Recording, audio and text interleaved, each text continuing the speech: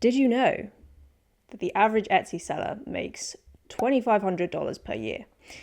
Well, 2 years ago, I was that average seller, but I figured something out that took my shop from about $2,000 a year to 41K. And fast forward to this year, I've just hit my first 100K in all-time revenue. And this is with almost completely organic traffic. Now, I think getting here actually took a lot longer than it should have. And if I had a video like this when I started out, it would have saved me so much time. I mean, I did do this while selling on other platforms as well. So I think it's definitely possible if you just focus your time on the right things, which is exactly what this video is about. So today I will reveal how I increased my traffic by 4x and then doubled it again this year. I'll talk about how I doubled my conversion rate. Now, just be absolutely clear, 100K is revenue. I do not get to keep all of that, and profit is what really matters. So I did manage to improve my profit margin by quite a bit. I went from about $1 per sale when I first started to a lot more than that now, and I'll be showing you what changes I made to achieve that. Now, all those things definitely helped me make more money, but there's one factor I think actually made the biggest difference and actually 20x'd my revenue. So I'll be revealing that towards the end of the video. Print on demand will be changing next year, so watch until the very end to hear my thoughts on the future of Etsy and how that's going to impact my business going forwards. If you find this free content helpful, drop a like and consider subscribing. Let's get started. So it's going to sound obvious when I say it, but a lot of new sellers still don't realize this, which is if no one sees your product, no one buys your product. And low traffic is a problem that most sellers, including me, had to face when they start out. Now, the Etsy marketplace is already very competitive.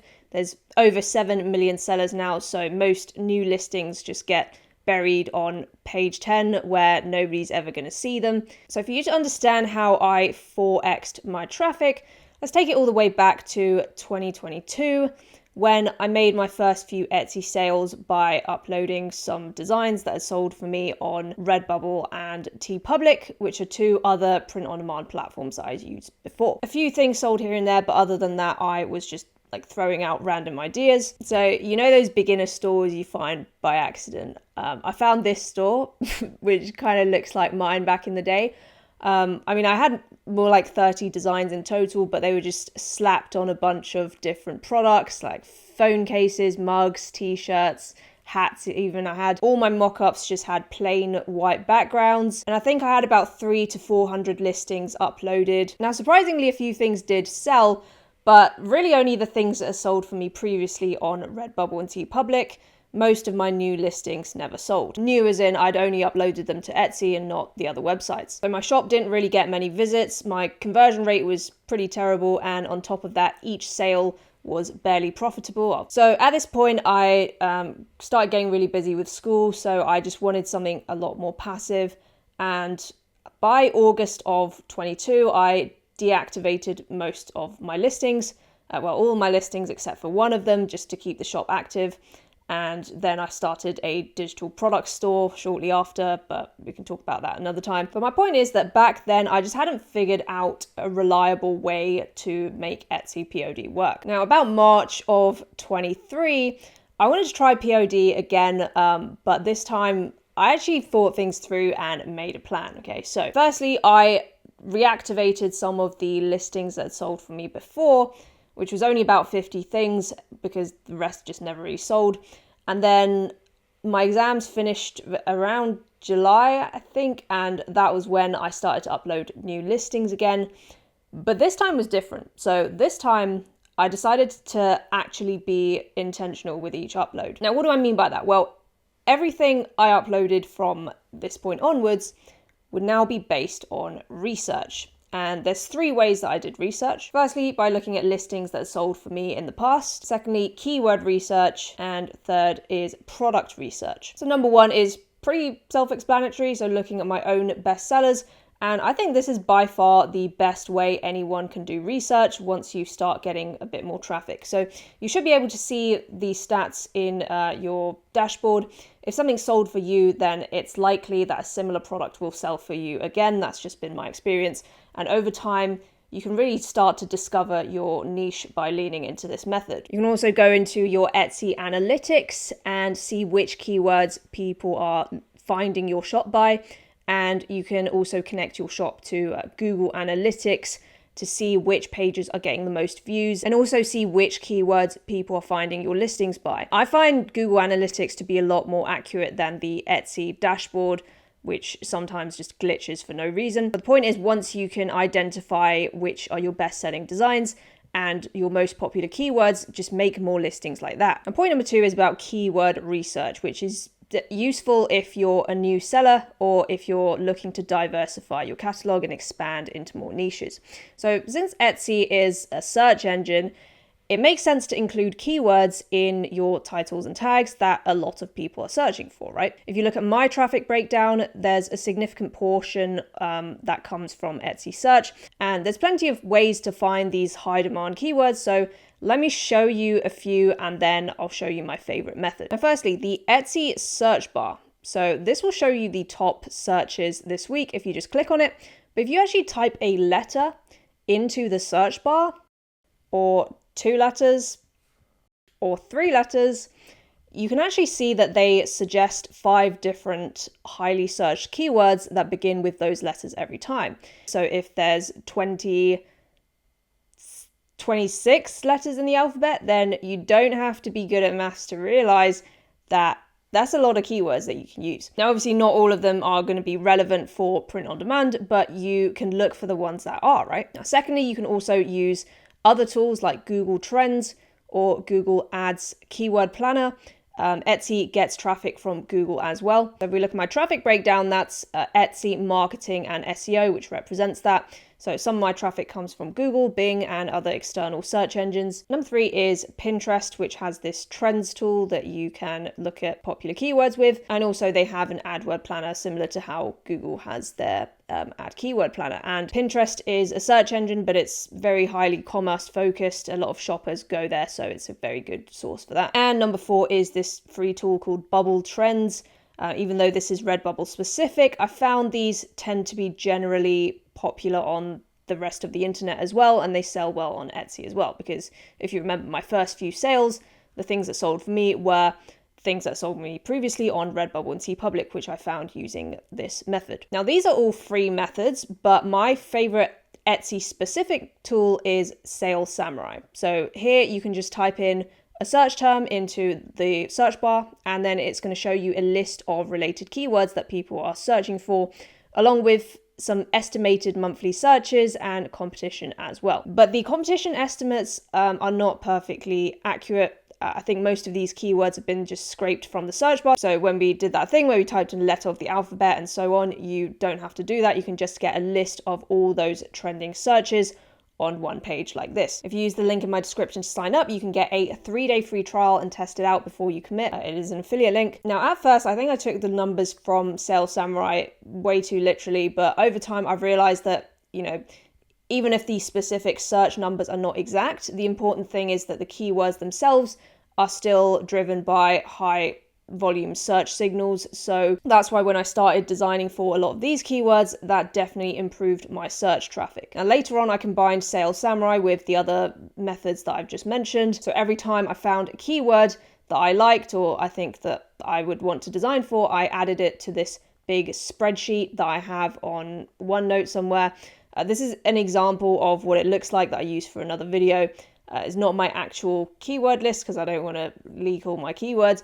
But the point is that over time, I've just built up this long list of high demand keywords that people are actually searching for from all these different sources. And number 3 is product research. So with this, I just start by picking a high demand keyword from my list.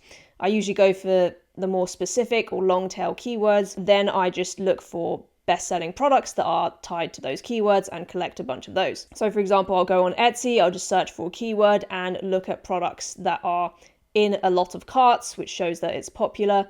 And then I'll just screenshot a bunch of these. I also search in other marketplaces like Redbubble, Amazon, eBay. I just collect a lot of products that are selling well relating to a specific keyword that is in demand and then add them to a big spreadsheet. And this helps me spot the popular designs and design styles for that keyword so I can create similar designs in those areas. You can also use various paid tools like eHunt or Allura, which quickly finds products with high estimated sales volume for any keyword. I'll link these tools in the description, but here's the thing. So these sales estimates aren't really that accurate. I did make a video, which I'll link in the description as well, comparing these tools to my actual sales, which I can obviously see on the back end. And most of them were way off. But the real value, I think, in these tools, if you're going to get them, is that they filter out the products that are generally doing well compared to the sea of listings that just haven't sold at all. So this obviously saves time compared to manually searching. But if you can't afford these tools or you don't want to pay for them, I mean, eHunt is basically free, but all the other ones, then don't worry about it, because you can definitely still find bestsellers by just browsing marketplaces and looking for these types of sales signals yourself. Now, once I have a popular keyword, I gather together a bunch of bestsellers to spark design ideas. So for example, when the silly goose keyword was trending, I searched for it on Etsy, Amazon, Etsy Hunt, and other marketplaces as well. And here I've just given an example of the types of best-selling designs that I collected. Now, if it's a very graphic centered niche, one thing I like to do is to just create patterns. I think they're pretty fun to make.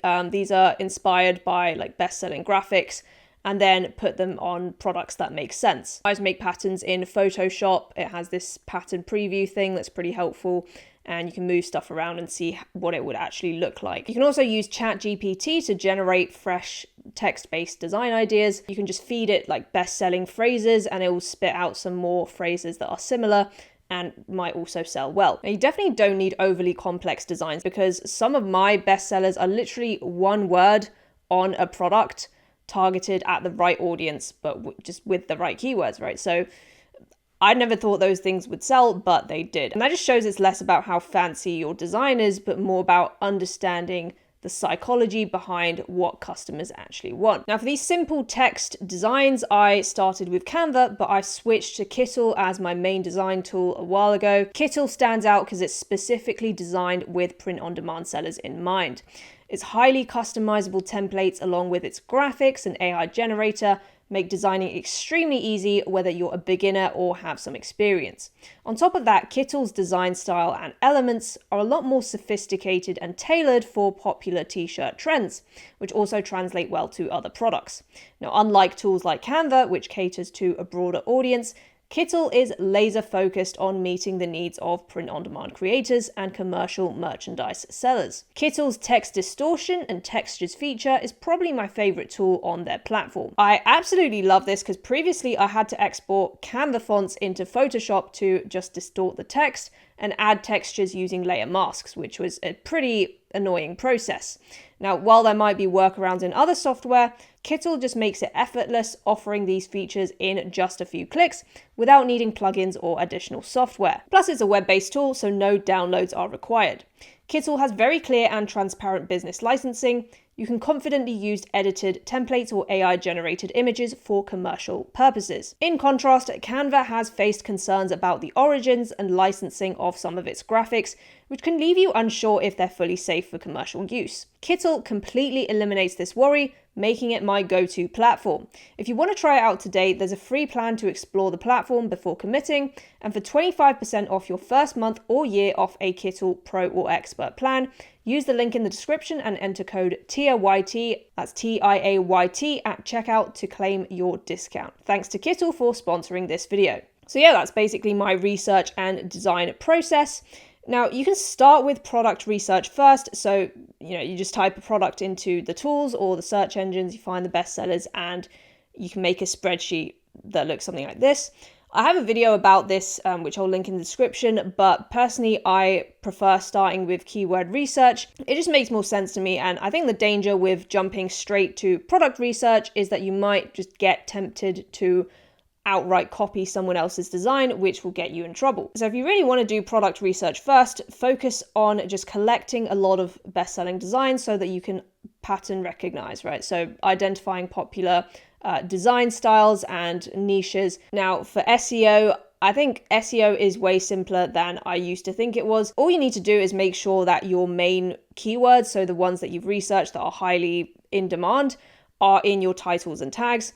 Those are the most important parts. Now, Etsy did have an update where they said they also pull data from your description, but in my experience, it really just doesn't weigh as much. It's mainly the titles and the tags. I use this free Everbee extension, which you should be able to find on your website, to scrape tags from any listing. When it comes to my own listings, I keep it pretty simple. So either I just copy tags from one of my older products and tweak them slightly with the best-selling tags that I found that are relevant, obviously, or something new that's come up is Printify's AI SEO generator, which predicts high demand, high traffic keywords based on what's selling that are actually relevant to your product. So both good methods. I think they both get the job done quickly. Also, before you start designing, make sure you Google your main keyword and also check for it in Trademarkier to see if it's been trademarked for apparel or whatever category you're selling in. Found a lot of random popular phrases where I had no idea where they come from, and then if you Google them, you'll find out that they're actually Taylor Swift song lyrics or something, so be careful about that. Now, as for ads, I did sort of experiment with ads in the past year. Some of you guys might know, if you've seen some of my previous videos, I didn't used to use ads at all, and I did just fine. But I was curious as to what the results would be, so I did a few experiments this year. I currently just spend $1 per day, which surprisingly has got me a better return than when I spent more in the past. But as I said, they only account for 3% of my all-time total traffic. And honestly, you can get by fine with organic alone. But I do think ads can be useful for gathering data, although the real key to getting traffic is still having a lot of listings in high demand niches. Like if you don't have that, then you're going to struggle with ads as well. But if you really do want to use ads, I have a video, which I'll link in the description, about my results. Now, my ads don't really break even on their own. I have to get like a 4 or 5 ROAS to break even.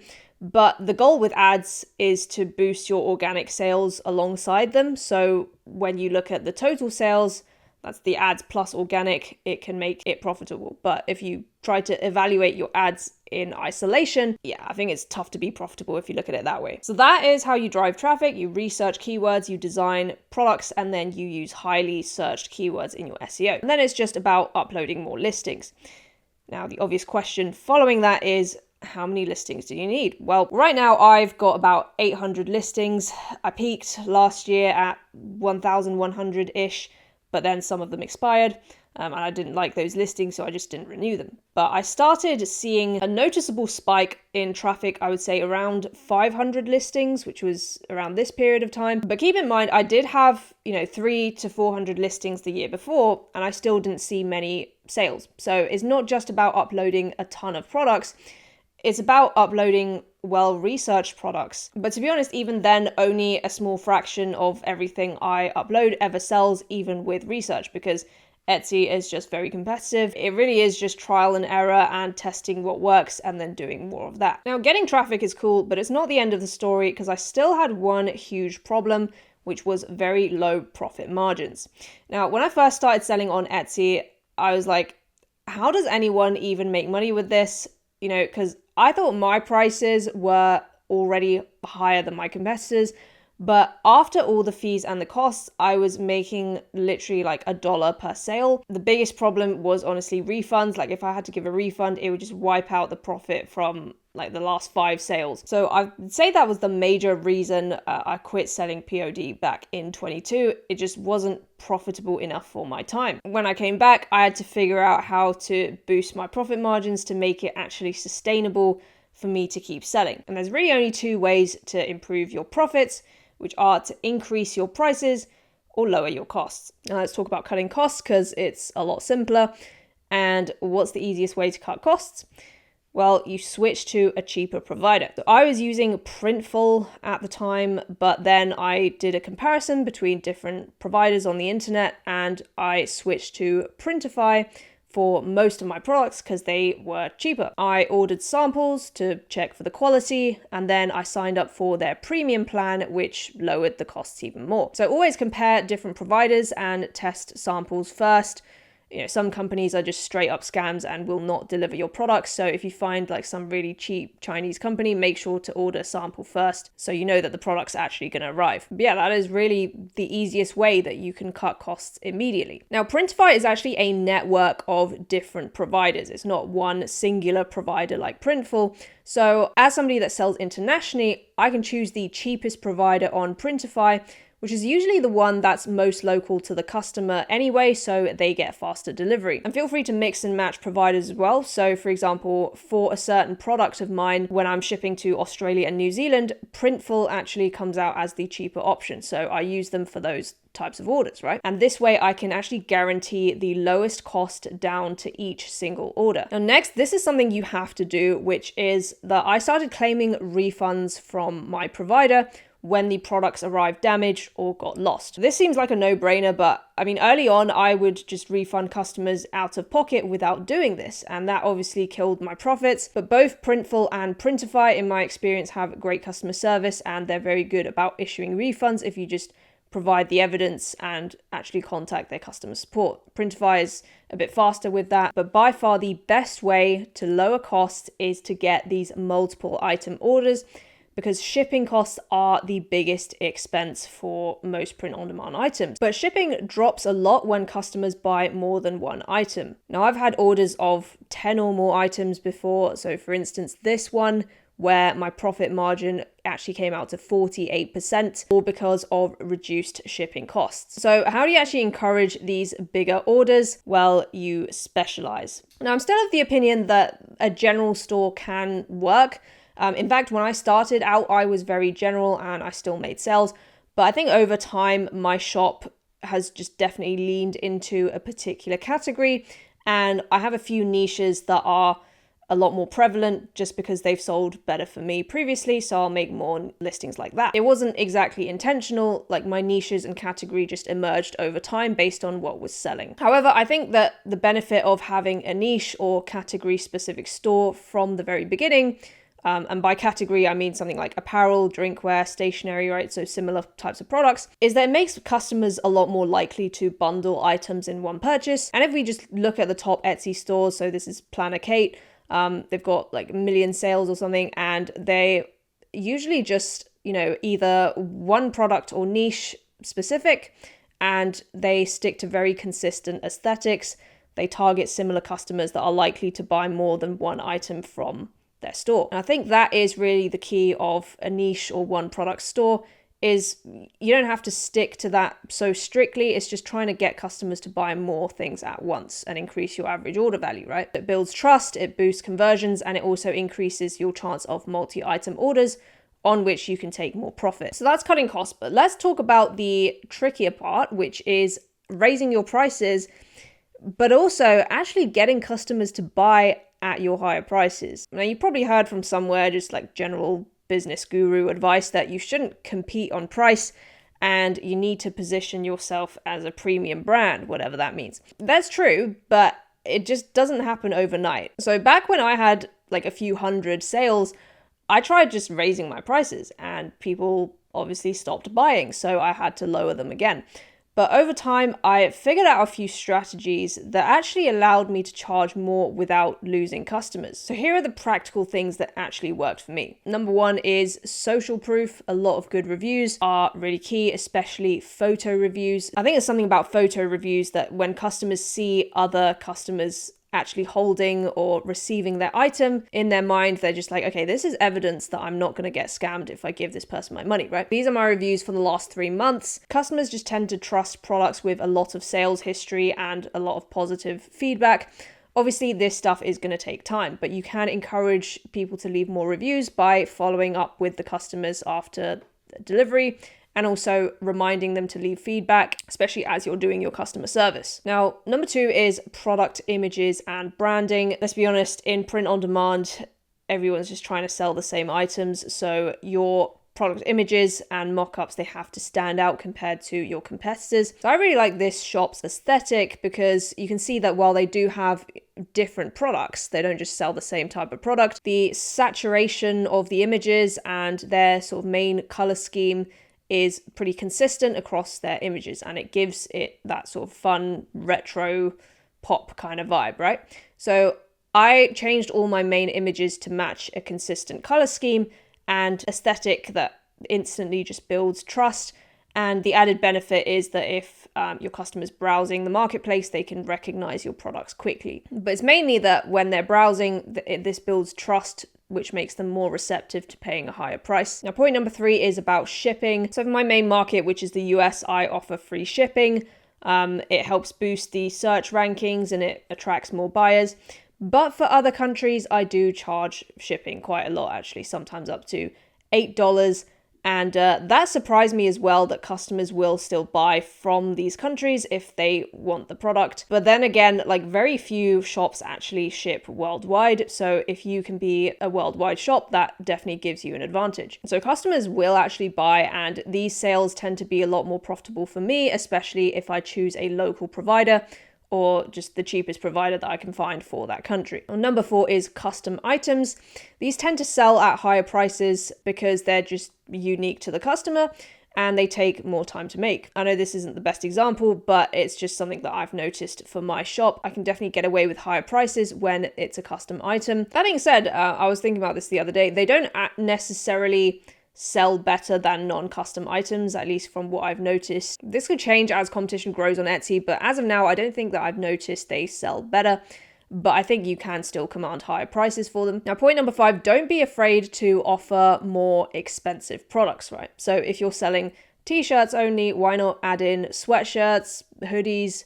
If you're selling mugs, why not offer, tumblers, or try like a gift set of 2 mugs in one, right? Again, trying to keep the same product category. At first, this might feel like a big step. Like, I definitely thought, this is a waste of time. Who's going to buy a tumbler for like $40?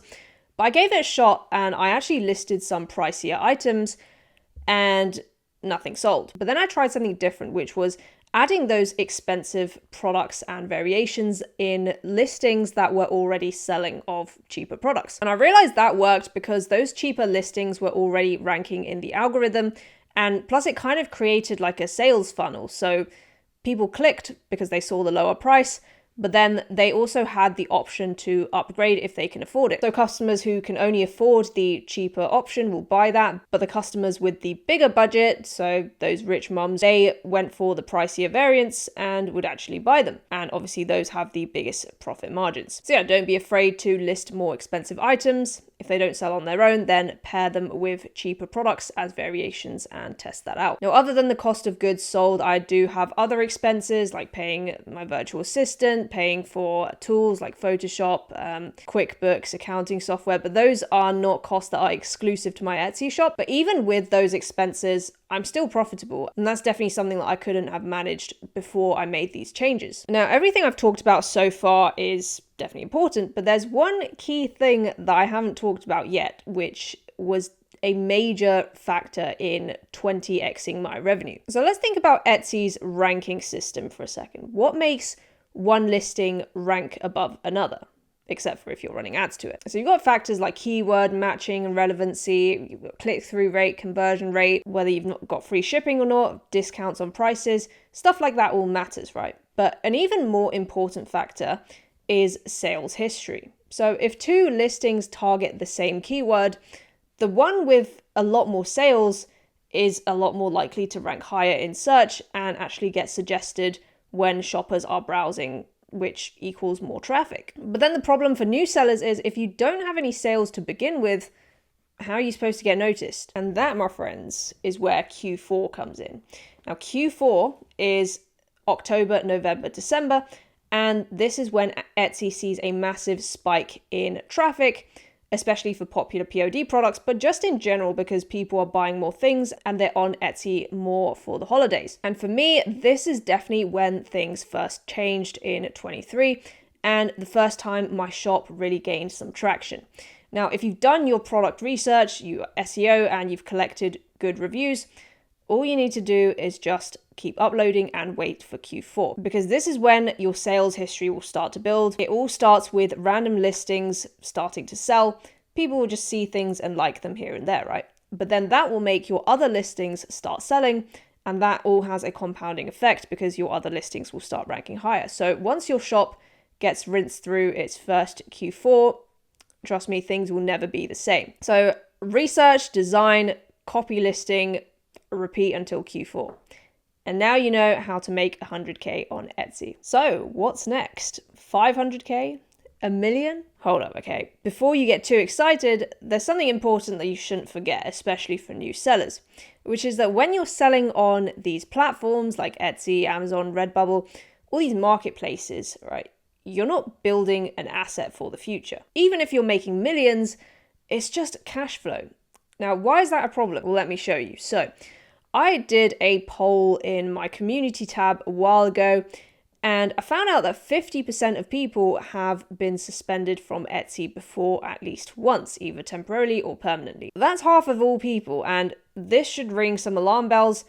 I've been suspended multiple times as well, and while I always got my account back, every time it's just a reminder that you're always at risk of getting banned or something happening to your income because it's not your platform. Plus, the customers aren't really yours. You can't market to them, you can't email them, and when they're browsing, they're constantly distracted by other listings on the platform. So you've got all this platform risk plus high fees as well. It just makes this type of business very difficult to sell in the future. And that's why building your own website, so for example with a Shopify store, is definitely something to think about early on, because you own your business, you keep more profit, and you control your customers, right? So it's a more sustainable and actually sellable asset than something like Etsy. But obviously shifting from marketplaces to your own website is very difficult. We're used to marketplaces bringing free traffic for us, and learning to drive your own traffic takes time. But I'm here to give you some good news, because it is possible to make sales without paid ads or social media. How do I know? Because I've done it. And if you want to see how I made my first Shopify print-on-demand sales for free, check out the video on screen right now. Now guys, this is the last video I'll have time to make before I have my exams, and there's been a few updates about selling to Europe that you really need to be aware of, mainly the stuff going on with GPSR. Now, I really wanted to make a video on that, but I am not going to have time to do it. So I made a community post that I'll link in the description as well. Make sure you go read that and see how that applies to you. Ignore the bit about Canada Post because they've already sorted that stuff out. But the other stuff is still relevant. So yeah, have a look at that. And I'll see you guys in the next one.